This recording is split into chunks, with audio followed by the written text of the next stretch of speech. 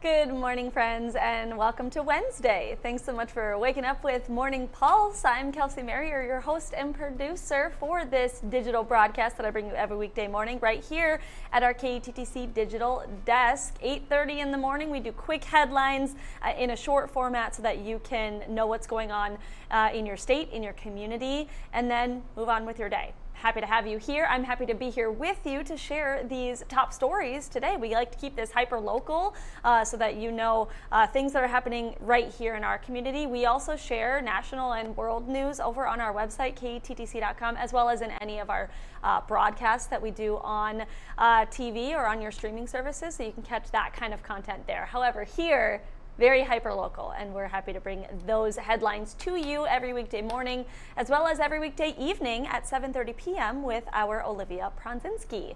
So without further ado, we're going to get started right into some of our stories for today. We have 4 stories that we're bringing you this morning, all things that are either happening today or brand new for our show, both in Minnesota and in Iowa. So let's get started.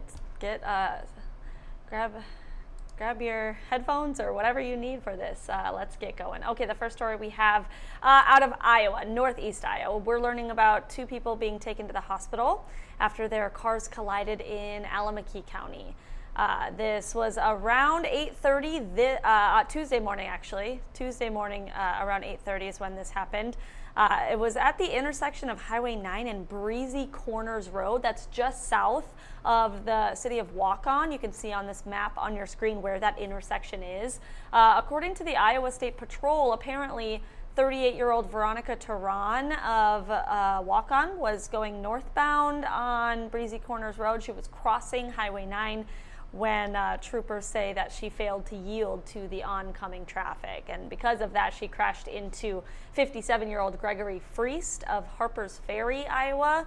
We do know that both of these people went to the hospital. The extent of their injuries unknown at this time, and the Iowa State Patrol is investigating the cause of this crash. So that's a news story that came through from the State Patrol this morning. Again, this happened yesterday morning, but you can find all the details about that and kind of look closer at this map by going to our website.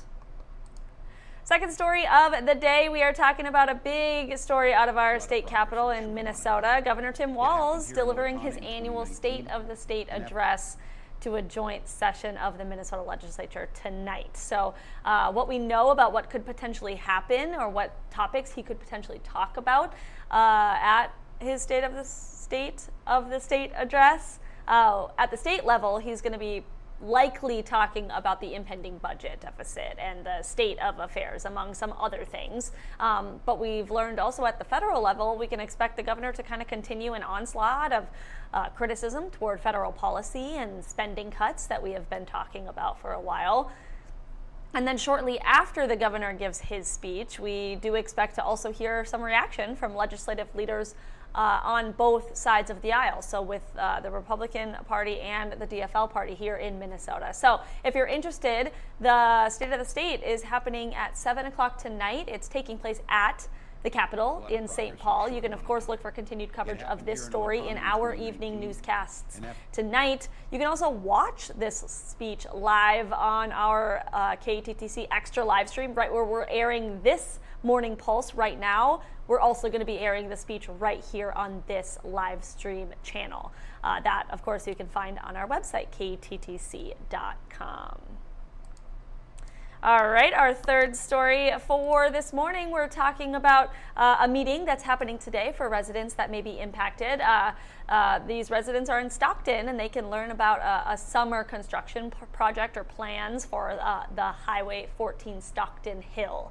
So what we know about the project, it starts on June 2nd, right at the beginning of June. MnDOT is going to be repairing the Stockton Hill slope, improving some drainage on Highway 14, widening the shoulder in this area, as well as replacing the guardrail on the highway there. So you can stop by the information meeting anytime between 4 and 6 today. It's taking place at the Stockton Community Center, and of course, if you attend, this just gives you an opportunity to talk to project managers, ask any questions, and again, learn more about what's going to be happening with this project. Again, that will be starting on June 1st. So today is to learn all about it, ask your questions, meet with the project managers, and then the project itself will be starting in a couple of months here for the summer. All right, our fourth story of the morning, fourth and final. We're talking about something that's also happening today. The Rochester Chamber of Commerce is planning to highlight one of our local organizations' service to the community in Rochester. Officials hosting a ribbon cutting ceremony that will be outside of the Salvation Army Good Samaritan Health Clinic. All of this is really in celebration of the clinic's 30th anniversary, 30 years of serving the community. For the past 3 decades, we know that this clinic, it's located on Broadway Avenue, has provided health care for either uninsured and or low-income workers right here in our community, right in the Med City, right? So this ribbon cutting is set to take place at 1 o'clock this afternoon. So that is just a celebration that's happening. We wanted to put that on your radar in case that was something you wanted to look forward to or tune in to see a little bit later today. That is all I have for you on the news side of things. Again, we like to keep this short. It's a nice short format. Make sure that you know what the headlines are for the day in your community, whether you're watching this live on our KTTC Extra live stream on our website or on our KTTC YouTube channel. We appreciate you being here. I'm also streaming live on my Facebook page where you can find me just at Kelsey Marier. And then if you're unable to catch this live, well, we will have the video for you available on your streaming device, whether that's Roku, Apple TV, or Fire TV. We have videos on demand that we bring you as well. You can find this video right there too if you want to go back and rewatch. Otherwise, that's all I got on this Wednesday morning. We are midweek, halfway through the week, and I hope it's going well for you so far. Ted has been talking about, again, the potential for some rain chances today, on and off, kind of here or there, nothing like a washout. But that's kind of been, I feel like, the theme for the last week, or for this whole week, is just kind of potential rain chances every single day. So maybe keep your umbrella handy, but we will be seeing some sunshine as well today, as well as some other days as well. So things to look forward to on this April day, April 23rd. We're almost done with the month. Okay, well, I'm gonna let you go, and I hope that you'll tune right back in here tomorrow morning for our Thursday. We'll see you later.